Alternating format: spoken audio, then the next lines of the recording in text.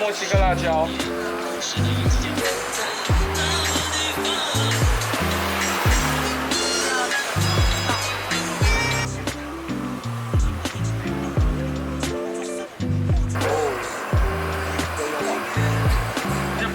这个。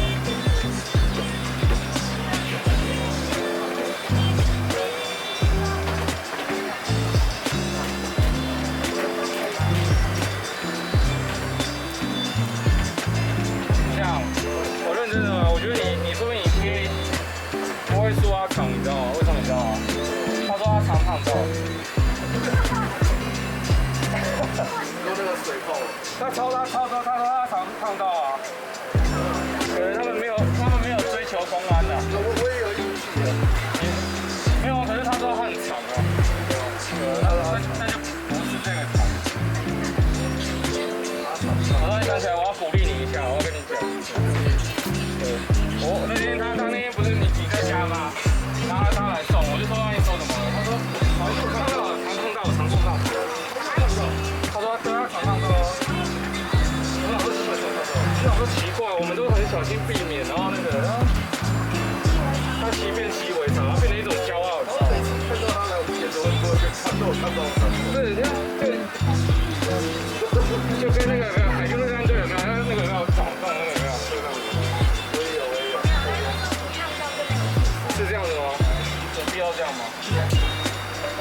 不知道公安很要求，不是吗？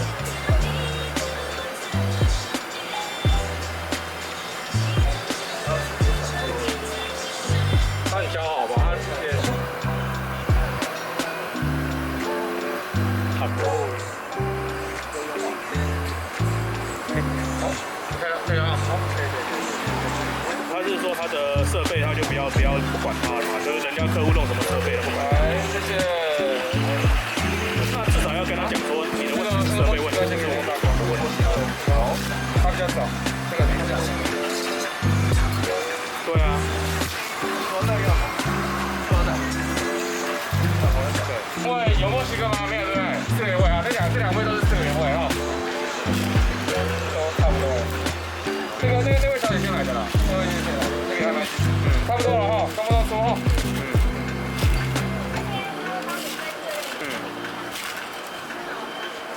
对啊，从原味，对，5件原味，从原味，4个啊。对，稍等一下啊，什么都有，什么都有。继续的意思是什么？这两位，我来这边好不好？来这边拿这个，今年我也没跟他合作嘛。还是省钱？没有，你看，如果真的有什么太大的问题，你需要解决，我还是可以帮你联系。